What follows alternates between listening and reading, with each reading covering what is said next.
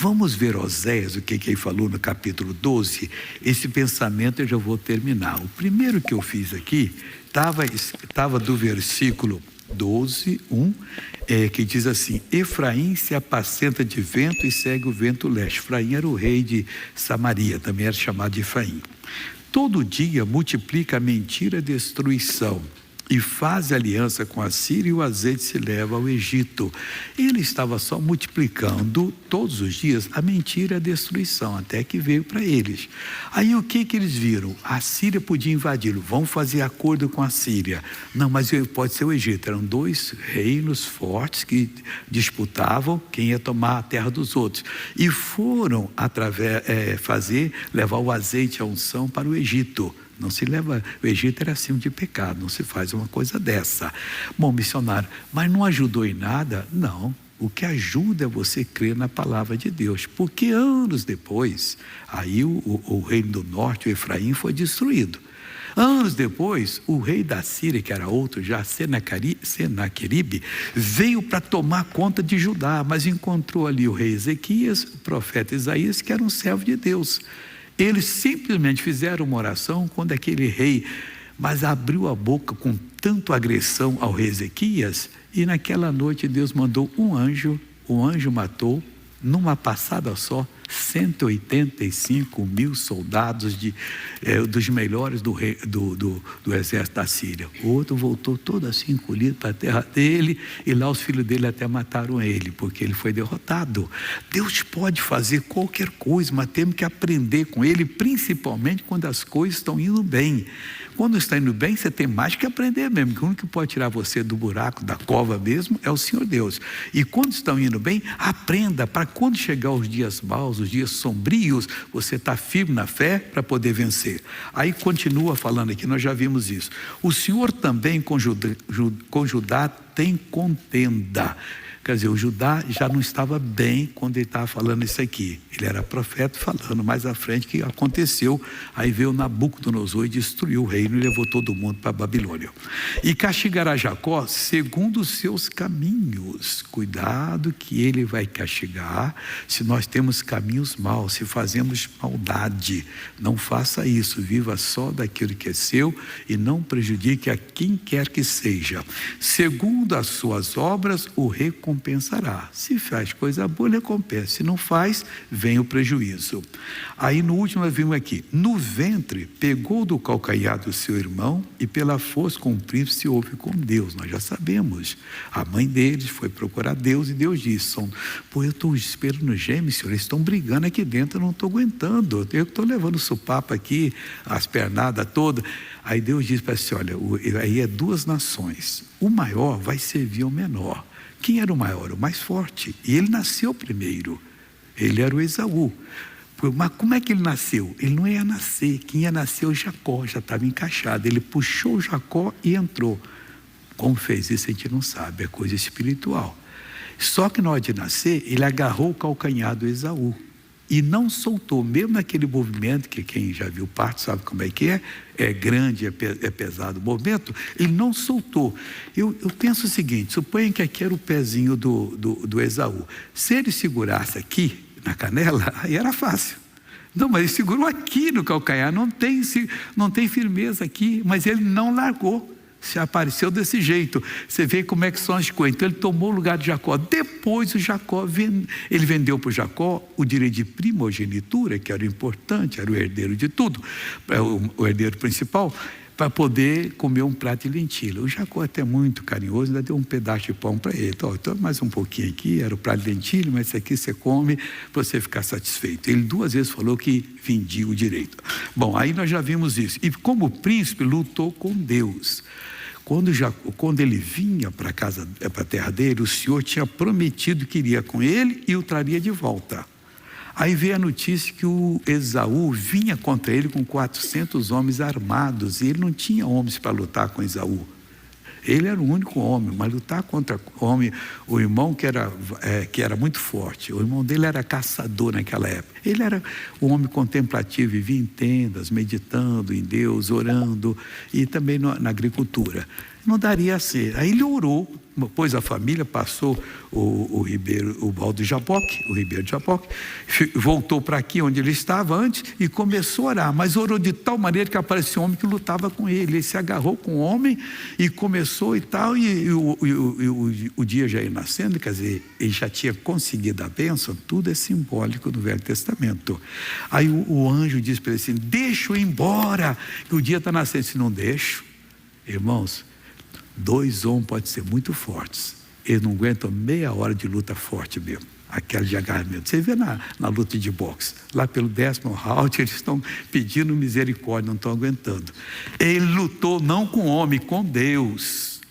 Mas como é que ele lutou com Deus? Porque quando Deus fez a promessa, Deus estava na mão dele, ele reivindicava a promessa. Quando você entende a Bíblia, ela revela para você, agarra aquela revelação. Precisou, o Senhor Deus naquela revelação está na sua mão, ele vai cumprir. Aí o anjo perguntou: qual o seu nome? Jacó significa suplantador. Você não vai ser mais Jacó não, porque como príncipe você lutou com Deus e prevaleceu. Matéria nova agora. Aí o Osés, ele pensou em alguns duvidadores, mas lutou com Deus? Sim, com o Senhor, o Deus dos exércitos. Foi com ele que ele lutou, e ele era o Senhor Jesus antes da encarnação. O Senhor é o seu memorial, a sua referência. Então, quando Jacó queria falar com Deus, precisava, a referência dele era aquele Senhor com quem ele lutou. O Senhor é o seu memorial. Tu, pois, falando para mim e para você, converte-te ao teu Deus. Nós precisamos nos converter. Olha, está no dia, está na época de você fazer uma consagração, entrar no seu quarto, fechar a porta, falar com Deus: Deus, eu preciso mudar, eu quero mudar, me dá o poder, não vou continuar dessa maneira, eu quero me converter, se necessário começar tudo de novo. Converte ao teu Deus, guarda a beneficência, a arte de fazer o bem. Nós não podemos perder essa arte, porque se estivéssemos numa situação difícil, gostaríamos que alguém tivesse beneficência, que viesse fazer o bem para nós. Então nós temos que guardar, quando precisar nós vamos usar. Guarda a beneficência e o juízo, aquilo que Deus já decretou, aquilo não volta atrás, não tem jeito. Nenhuma palavra de Deus é vazia de poder. O anjo já disse, não tem jeito. E nenhuma palavra de Deus vai ser retirada. Ele diz que ele não alterará o que os seus lábios proferiram. Ele não mudará o seu pacto conosco. Então você tem que guardar o juízo. Por que você tem direito a ser curado de qualquer doença? Porque Jesus levou as suas doenças. Pelas suas feridas foste sarados, a Bíblia diz. Você tem direito de prosperar, porque Jesus disse: eu vim para que tenham vida e vida com abundância. Por que você tem direito a isso? Vai para a Bíblia Sagrada, as promessas estão ali e você tem que recitá-lo, guardar o juízo. E que mais? E em teu Deus espera sempre, aí você vai ser bem sucedido. Amém? Vamos agora, pessoal, eu vou dar para você, eu estou com mais um pouquinho aqui de testemunho, mas eu acho que eu vou deixar para depois. Fica para outra vez, porque tem umas coisas que lindas aqui na palavra de Deus, que eu estou vendo. Nós vamos lá para a terceira carta de João, primeira carta de João, capítulo 3. Eu já dei alguns versículos aqui, mas muito importante, amor. Cada versículo dá para escrever praticamente um livro. É só a pessoa inspirada a pegar que vai longe. O apóstolo João começa dizendo assim: vede com grande amor nos tem concedido o Pai, que fôssemos chamados filhos de Deus. Isso é demais, isso é o grande amor. Mas a gente não está agindo como tal, é o nosso erro. Porque se ele diz que a todos que recebem Jesus, ele dá o poder de se tornar filho de Deus, então eu vou usar esse poder. Eu vou começar a operar em nome de Jesus, uma mudança em mim e depois no próximo. E Deus vai lhe usar desse jeito. Por isso o mundo não nos conhece, porque não conhece a ele, culpa nossa.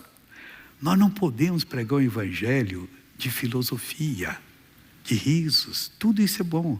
Mas tem que pregar o evangelho verdadeiro, em que a palavra entra no âmago da pessoa e muda a pessoa. E ela então passa a ser uma pessoa verdadeiramente feliz. Aí diz aqui a palavra do Senhor: O mundo não nos conhece, porque não conhece Ele. Conhece a gente como gente. E às vezes usa até umas palavras pesadas para se referir a nós. Mas quando nós fizermos com que eles conheçam a Deus, eles vão saber, essa pessoa é de Deus. Essa moça é de Deus, essa secretária que eu tenho é de Deus, esse faxineiro é de Deus, esse contador é de Deus, esse médico é de Deus. Nós temos que fazer com que eles reconheçam. Continua o 2. Amados, agora somos filhos de Deus. Agora, hein? Não está dizendo que vai ser depois da morte, não. Agora somos filhos de Deus.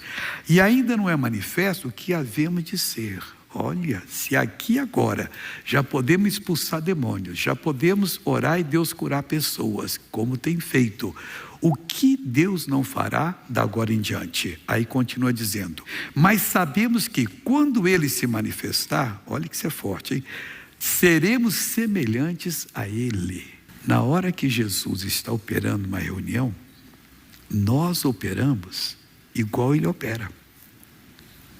Ele abriu o coração, a pessoa entendeu a palavra, está aquela pessoa olhando assim vividamente para a gente, esperando alguma coisa, como Paulo estava pregando em Listra. Havia um homem que era leso era coxo, leso dos pés, ele só andava em cima da coxa e estava sentado assim no lado. O Paulo pregando e a reunião estava uma beleza. Aí Paulo olhou para ele e viu que ele tinha fé para ser curado. E gritou, homem, põe de pé sobre os teus pés. Ele deu um pulo para o alto e já caiu em pé e saiu caminhando. A ponto de o povo dizer que Paulo era Mercúrio e o colega dele lá, o Barnabé, era Júpiter, que era o maior, que é ele que foi lá, arranjou o local e tal, como se fosse o patrão. E aí, não somos nós vamos ver o sacerdote do templo de Júpiter da cidade, que eles adoravam esse Deus lá, esse falso Deus, e queria sacrificar bois diante dos apóstolos, que eles eram Deus que desceu do céu, porque ninguém podia fazer isso. Pode, na hora que ele se manifestar, olha, mas sabemos que quando ele se manifestar, e você sente o momento, e está falando ao coração, a coisa está boa, seremos semelhantes a ele, porque assim como o veremos. Aquilo que nós vemos é exatamente o que ele é para mim e para você. É um retrato dele que nós devemos guardar no nosso coração, e quando formos orar, será o nosso memorial, o nosso lembrete, a nossa referência. Não, Deus falou comigo naquela reunião e vai acontecer isso. E a gente fica fixo assim naquela decisão, como se nós fôssemos uma pedra, sem mover do local. Não, é porque eu ouvi Deus te falar. Mas não é a mente que inventou. Você sentiu, Deus tocou em você. Aí matéria nova agora. E qualquer que nele tem essa esperança, purifique-se a si mesmo, como também ele é puro. Nós sem Deus não somos puros. A gente não fala, mas é verdade. Pensamento às vezes é sujo. Vai fazer um negócio, quer ser o espertinho, passando a perna no outro. Vendedor, então, precisa todo mundo se converter, pessoal. Que a roupa é melhor, que o preço é o mais barato, o carro não tem defeito nenhum, o cavalo cego, mas o defeito está na vista. Eu falei que estava na vista. Era de noite, você olhou o pôr do cavalo e estava lá se piscando o olhar. Então, está tudo bom. Mas não viu, né? Aí no outro dia quis devolver o cavalo lá. Então nós temos que pegar desse jeito, pessoal.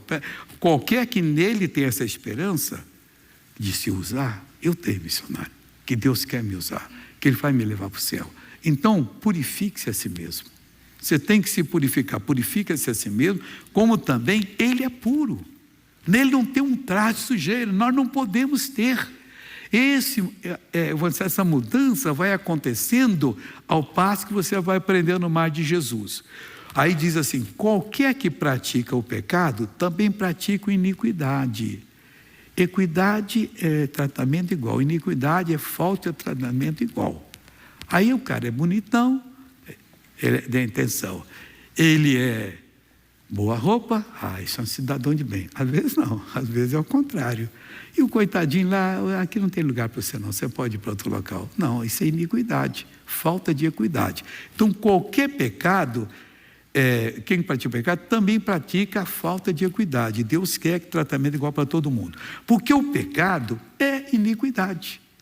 Quando a pessoa peca, mente e tal, ela está usando de uma artimanha, depois vai comer, vai beber, vai vestir, vai de maneira desonesta. E bem sabeis que ele se manifestou para tirar os nossos pecados, e nele não há pecado. No Senhor só tem coisa boa. É só falar com ele: Jesus, eu quero ser teu, eu quero que o Senhor me perdoe. Aquela decisão que você tem que tomar sozinho. Eu não aceito de jeito nenhum continuar na mão do inimigo. Eu vou me levantar para a tua glória. Aí Deus vai abençoar você. Amém?